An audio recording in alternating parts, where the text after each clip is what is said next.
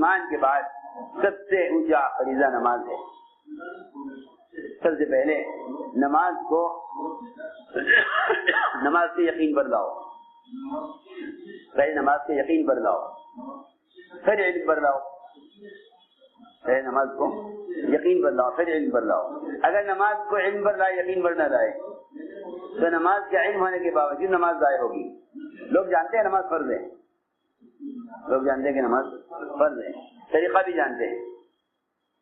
جانتے ہیں، لیکن جب بھی نماز کو ضائع کر دیتے ہیں اس کا مطلب یہ ہوا کہ نماز صرف علم سے نماز نہ ہوگی، بلکہ نماز کی ادائیگی کے لیے سب سے پہلے یقین شرط ہے.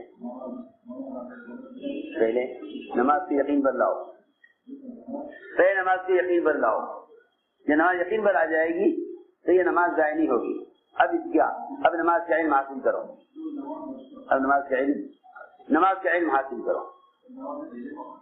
نماز مسائل فضائل کے اعتبار سے علم پر آئے. نماز مسائل فضائل کے اعتبار سے علم پر آئے. جب نماز سے مسئلے کا حل کا یقین آ گیا، اب یہ اپنے ہر مسئلے کے لیے نماز کی طرف آئے گا اور نماز کو وہ بنائے گا اور نماز کو وہ سنوارے گا جس کا یقین نماز سے مسائل کے حل کا ہے. جیسے ایک آدمی اگر تجارت سے مسئلے کا حل سمجھتا ہے تو دکان کو سجائے گا، کیونکہ دکان سے مسئلہ حل ہونا ہے. دکان سجائے گا کہ دکان سے مسئلہ حل ہونا ہے. اگر یقین نماز پر آ گیا تو نماز کو سجائے گا، نماز کو عمدہ بنائے گا، کیونکہ مجھے نماز کے ذریعے کامیابی دینی ہے. عمل جب بگڑتا ہے جب اس عمل سے کامیابی کا یقین ختم ہو جاتا ہے، اس عمل سے کامیابی کا یقین ختم ہو جاتا ہے، پھر عمل بگڑتا ہے.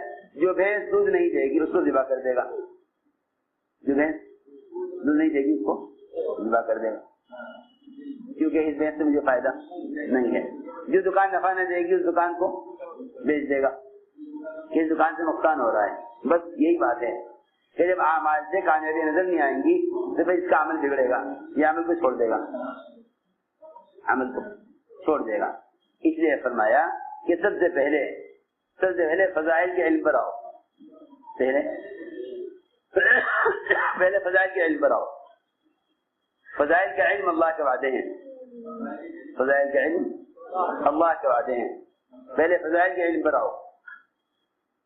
مسائل کا علم بعد میں، فضائل کا علم پہلے. کیوں؟ اس لیے کہ فضائل کے علم کے بغیر تو عمل ہی نہ ہوگا، عمل ہی نہیں ہوگا. یہ فضائل کا یقین نہیں تو عمل ہی نہیں ہوگا. فضائل کا علم ہوگا تو عمل یہ عمل کی رغبت ہوگی. جب فضائل کا یقین ہوگا تو عمل کی رغبت ہوگی. اس لیے فرمایا کہ فضائل اللہ کے وعدے ہیں. ان وعدوں کا دلوں میں یقین پیدا کرنے کے لیے تعلیم کے حلقے ہیں. تعلیم کے حلقے اس لیے ہیں تاکہ اللہ کے وعدوں کا یقین دلوں میں تازہ ہو. اللہ کے وعدوں کا یقین دلوں میں تازہ کرنے کے لیے تعلیم کے حلقے ہیں. ایک ایک کو دعوت دے کر تعلیم کے حلقوں میں لے کر آؤ. ایک ایک کو دعوت دے کر تعلیم کے حلقوں میں لے کر آؤ. تعلیم کے حلقے یقین کو تازہ کرنے کے لیے ہیں، کیونکہ ایک طرف اسباب ہیں، ایک طرف وعدے ہیں. وعدے اعمال کے ساتھ، وعدے اعمال کے ساتھ، اسباب کے ساتھ نہیں ہیں. لوگ اللہ کے وعدوں کو اسباب میں تلاش کر رہے ہیں. میں تجارت کروں گا اللہ نفع دیں گے، میں زراعت کروں گا اللہ غلہ دیں گے. لوگوں نے اللہ کے وعدوں کو جوڑ لیا ہے اسباب کے ساتھ. ہاں، یہ غلطی ہو گئی. لوگ اللہ کے وعدوں کو تلاش کر رہے ہیں اسباب میں. یہ تجارت کروں گا اللہ نفع دیں گے، زراعت کروں گا اللہ غلہ دیں گے، دوا کھاؤں گا اللہ شفا دیں گے. نہیں، ایسا نہیں ہے. میری بات توجہ سننی پڑے گی. وہ اللہ تعالیٰ کے وعدے اعمال کے ساتھ ہیں اور قدرت وعدوں کے ساتھ ہیں. اللہ کی قدرت وعدوں کے ساتھ، اسباب کے ساتھ قدرت نہیں ہے. اسباب قدرت سے بنے ہیں مگر اسباب میں قدرت نہیں ہے. لوگ اللہ کی قدرت کو اسباب میں تلاش کرتے ہیں. نہیں، اللہ کی قدرت وعدوں کے ساتھ ہیں، اور وعدے اس کے ساتھ ہیں عمل کے ساتھ. بہت آسان بات ہے، وعدے عمل کے ساتھ ہیں. ایاک نعبد و ایاک نستعین، اے اللہ ہم تیری عبادت کرتے ہیں، تجھ سے مدد لیتے ہیں. کتنی آسان بات. ایاک نعبد و ایاک نستعین، اے اللہ تیری عبادت کرتے تجھ سے مدد لیتے ہیں. معلوم ہو گیا. اس لیے میں نے عرض کیا کہ یہ تعلیم کے حلقے، یہ یقین کو بڑھانے کے حلقے ہیں. کل بھی عرض کیا تھا کہ جب حضور اکرم صلی اللہ علیہ وسلم نے فرمایا تعلیم کے حلقے میں کہ تم حرا کا علاقہ فتح کرو گے اور وہاں تمہیں لڑکی ملے گی شما بنت بقیلہ، تو جو تعلیم کے حلقے میں پیچھے بیٹھے ہوئے تھے صحابی، نئے صحابی تھے، اسی وقت اسلام میں داخل ہوئے. یہ بھی ہجرت کر کے آئے. خریم بن اوس، انہوں نے پیچھے سے کہا کہ یا رسول اللہ لڑکی مجھے دے دیجیے، تو میں تم دے لو، تمہاری ہو گئی. ہی علاقہ فرمایا روایت میں. آپ کا زمانہ گزرا، حضرت بکر کا زمانہ گزرا، حضرت عمر کا زمانہ گزرا، مگر انہیں یقین ہے کہ یہ وعدہ پورا ہو کے رہے گا. حضرت عثمان کے زمانے میں حرا کا علاقہ فتح ہوا. یہ صحابی خریم بن اوس اس جماعت میں تھے. وہاں جاتے ہی جب حرا پہنچے، لڑکی کی تلاش میں نکل گئے. سامنے وہ لڑکی شیما بنت بقیلہ، کالی اوڑھنی اوڑھے ہوئے، بڑی مالدار خوبصورت. اتنی مدت گزر گئی مگر یہ صحابی کو یقین تھا کہ ملے گی. میں نے اس لیے عرض کیا، ہم صبح کی تعلیم میں بیٹھتے ہیں، عصر کی نماز کی تعلیم بھول جاتے ہیں، عصر کے بعد کی تعلیم کو مغرب کی نماز بھول جاتے ہیں.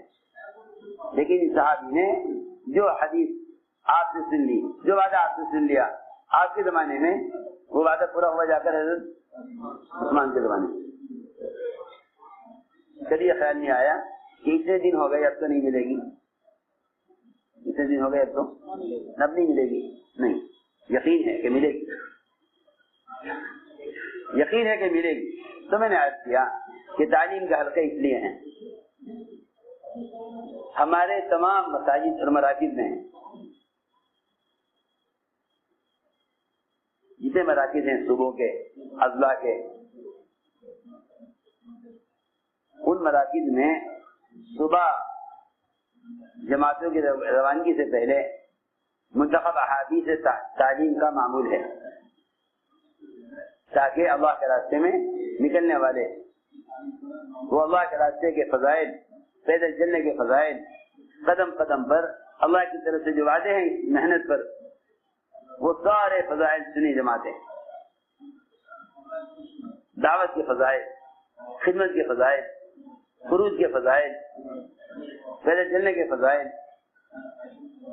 یہ سارے وعدے اور یہ سارے فضائل منتخب احادیث سے سنائے جائیں.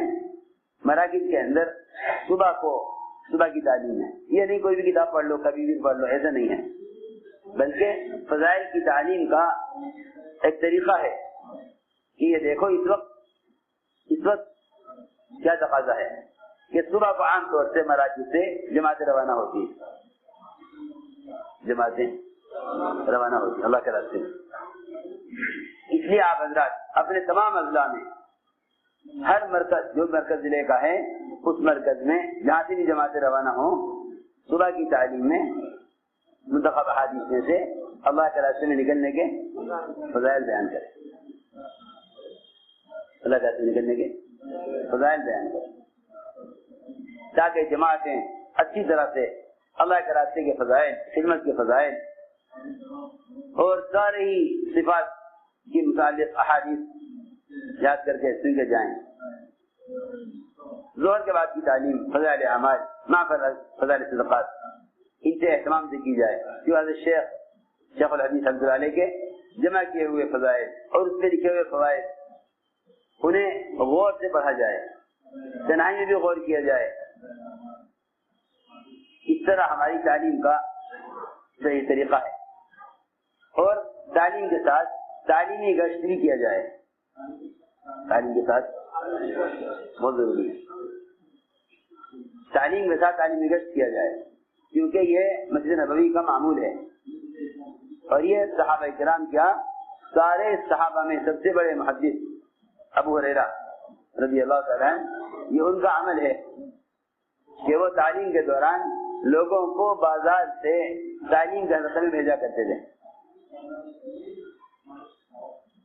تعلیم کے حلقے میں بھیجا کرتے، معمول ہے کھلا بازار، لوگ تجارت میں مشغول، ابو رضی اللہ عنہ آ کے چیخے بازار میں، اے تاجروں، اے بازار والوں، تمہیں کیا ہو گیا؟